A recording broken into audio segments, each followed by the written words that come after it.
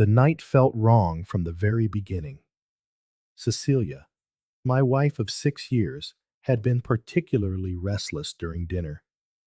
She kept glancing at her phone, not with focus, but with the anxious twitch of someone waiting for something that refuses to arrive. When she went to bed early, feigning a headache with zero conviction, I stayed in the living room with a glass of wine, sensing a dissonance in the air. That's when I saw it. Her laptop, left on the dining room table, awake and glowing softly at the edges.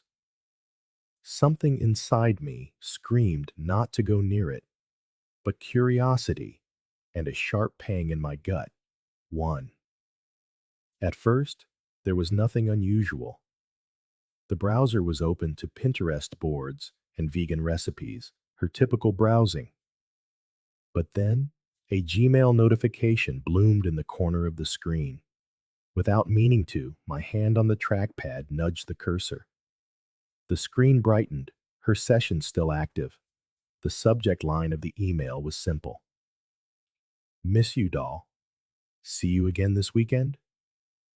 I didn't have to think before I clicked. The sender was some guy named Ivan, no last name, but the familiar tone was enough to blow my world apart. I read everything, not once or twice, but over and over. 5 emails exchanged in less than 2 weeks.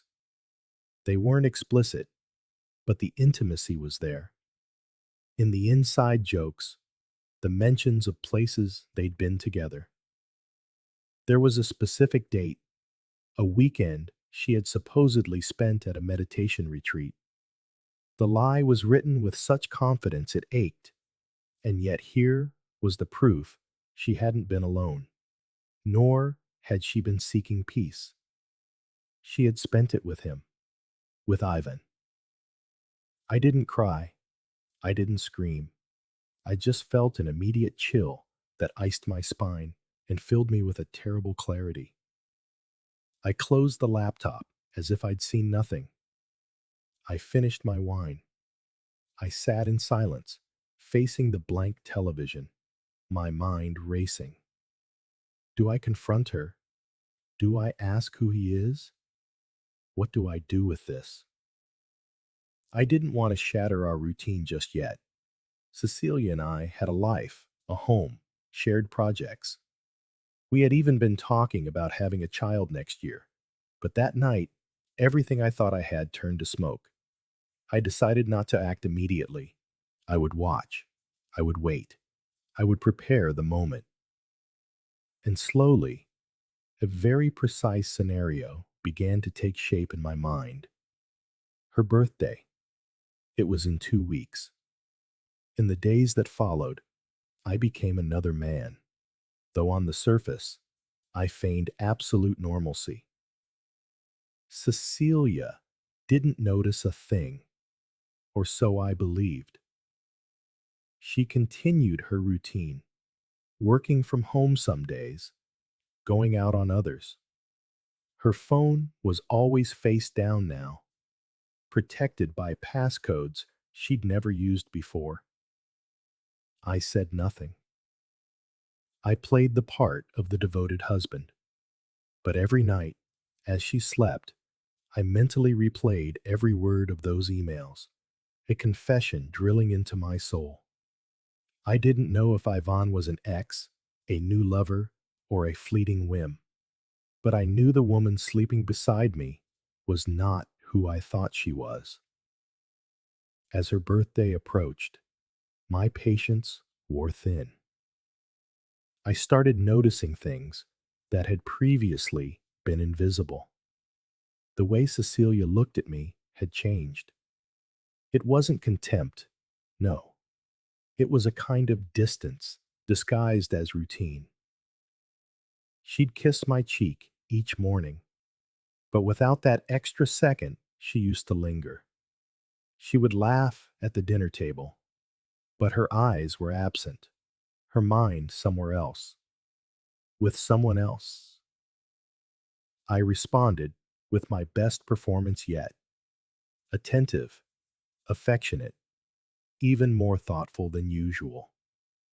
The goal wasn't to make her feel guilty, but to let her believe I was still the same oblivious fool. She, of course, settled into her role like a soap opera star. One afternoon, while sorting through a box of decorations for the party I was planning for her, I found a card she'd bought but hadn't written in yet.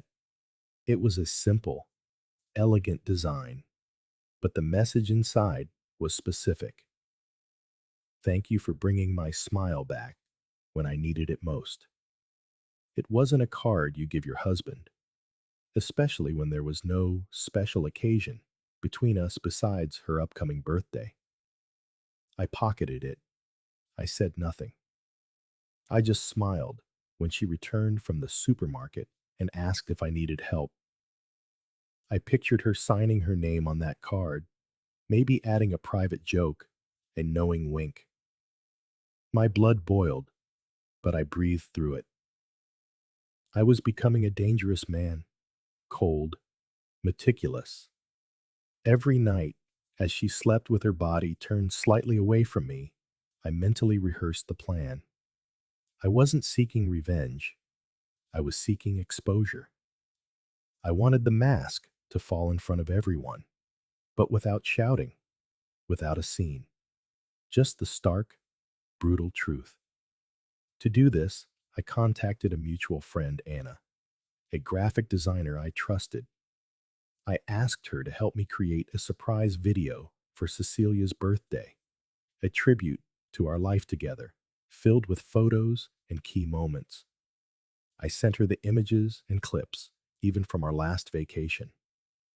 But I reserved a final section for myself, one I would edit in private, without Anna's knowledge. That would be the final blow. Meanwhile, Ivan kept writing to her, not through Gmail anymore, but on Telegram.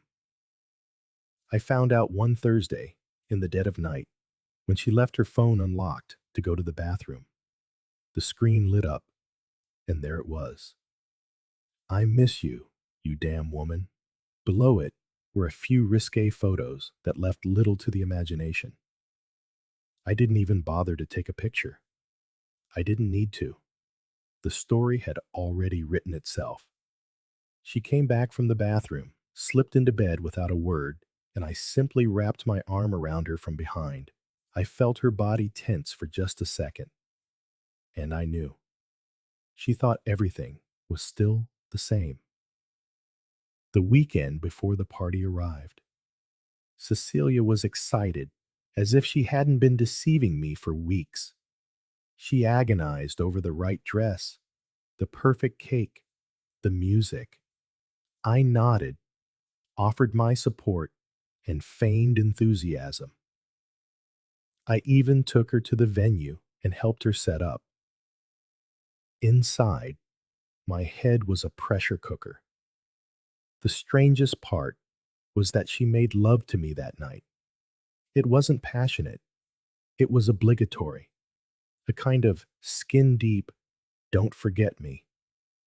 And I let her. I let myself. It was the last time I would touch her without feeling disgust. Her birthday arrived wrapped in a false calm, the kind of quiet before a storm you can almost smell. Cecilia woke up happy, or at least she played the part well. She wore a red dress she loved, put on more makeup than usual, and as she looked at herself in the mirror, she whispered, "Today is going to be a special day." Standing behind her, I pretended not to hear. I just smiled, kissed her neck, and told her the party would be unforgettable. And it would be, though not for the reasons she imagined. While she finished getting ready, I checked the video file one last time. The first few minutes were sweet, heartwarming. Then, with no transition, a screenshot of Ivan's email appeared. The telegram message, the racy photos, which I had tastefully censored, and finally, the card, all set to a soft, instrumental background with no accusations, no narration, just the raw, undeniable evidence. The venue looked just as she liked it: dim lights, white flowers, a table of elegant appetizers, wine, and craft beer. Guests started arriving around 6. Family, friends, colleagues. Some knew we'd had our rough patches, but no one could have imagined the true chasm between us. Cecilia was radiant, greeting everyone, laughing that loud, theatrical laugh she used when she wanted to be the center of attention. I watched her from a distance, swallowing the poison of her hypocrisy with a glass of red wine.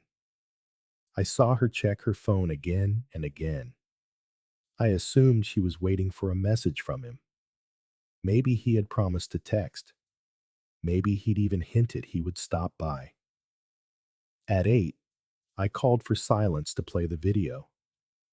I gave a short speech about the value of shared time, of building a life together, of the importance of truth.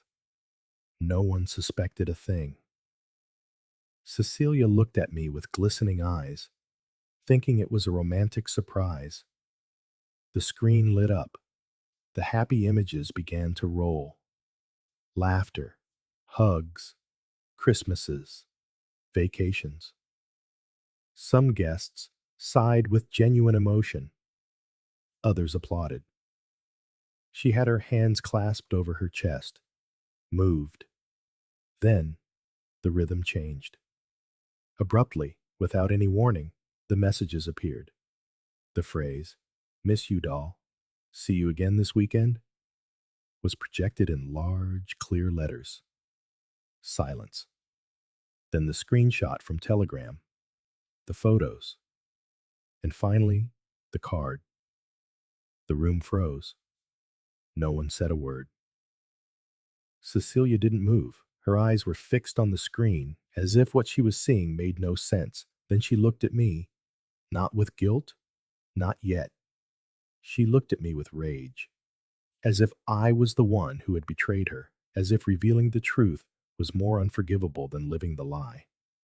Someone stood up, uncomfortable. Others began to murmur.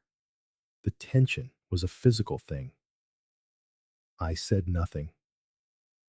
I walked to the center table, poured myself another glass of wine, and raised it in a silent toast. Cecilia remained motionless. Not a tear, not a word.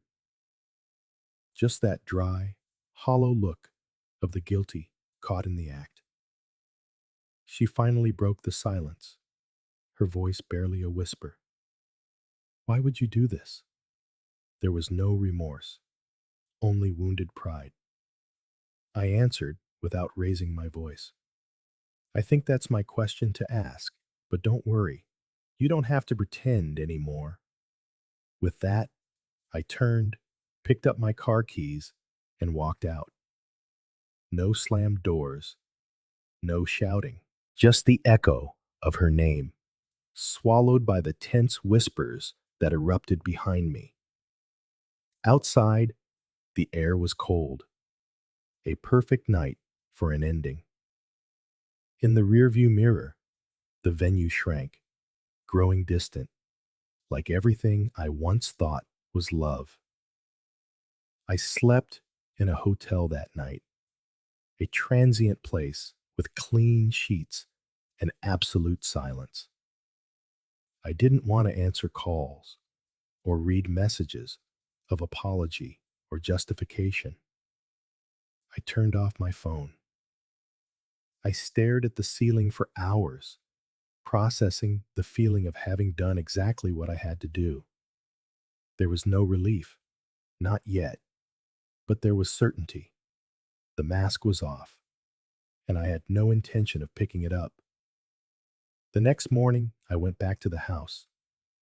It was empty. Her car was gone. Her things were still there, but she wasn't. On the dining room table was a note. She hadn't even signed it, It just said, "You don't understand. You will never understand." I read it 3 times, and each time I had the same reaction, a bitter laugh. There was no apology, not even a well-crafted lie, just a sentence dripping with a kind of arrogance, as if she were the victim, as if betrayal was some desperate cry for something deeper that I had failed to see. I kept the note, not because it mattered, but because it was a perfect artifact of how her mind worked. I started cleaning the house. I threw out things she had used to decorate. I took down her photos. I cleared her perfume from the bathroom, her makeup from the vanity. Not because it hurt to see them, but because I needed to erase the traces of someone who lived her life as the star of her own script. Days passed. We didn't speak. My friends, some of whom had been at the party, sent me ambiguous texts. That was brave. I don't know if that was the right place, but I get it. What now? No one dared to openly take a side. For many, the public exposure was more unsettling than the betrayal itself. Cecilia, for her part, vanished from social media. I heard through a mutual acquaintance that she took a leave from work and went out of town with a friend. Ivan never surfaced, not a word, as if he had evaporated, or as if, after the exposure, he was no longer interested in playing the valiant lover. Returning to my routine was a strange process. Not because I missed Cecilia, but because I had to get used to a new version of myself. I was no longer the trusting husband, the one who made future plans with the naivety of someone who thinks he has it all under control. Now, I walked differently. I spoke differently. I saw people with a new clarity. I learned who my real friends were and who had just been sharing a table out of convenience. I also understood that fidelity isn't just about the body. It's about basic respect, a real commitment to another person. And she had lost that long before I found it in an email. One afternoon, weeks later, the doorbell rang. It was Cecilia. She wasn't carrying luggage or wearing a supplicant expression, just a serious face and a box in her hands. Inside were my letters, our photos, our memories. She looked me in the eye, and for the first time, I saw a flicker of genuine guilt. She didn't apologize. She just said, "I wanted someone who looked at me like I was the only person in the world. You gave me stability, but he made me feel alive." I shrugged. "Then you should hold on to the feeling, because he never saw you as anything more than a good time." I closed the door. I heard her stand there for a few seconds, motionless. Then, the sound of her footsteps walking away. I never saw her again. Not her, not even. I didn't need to. After that final visit, life began to flow again. But it wasn't the same river. It was another one, darker, colder, but also more honest. I didn't play the victim. I didn't go around telling the story like a martyr. I preferred to let everyone draw their own conclusions. Some looked at me with pity, others with a poorly disguised admiration. But all of them, without exception, lowered their voices when they mentioned her name. Cecilia became an uncomfortable subject, a taboo, a shadow no one wanted to summon. Her absence, however, spoke louder than any gossip.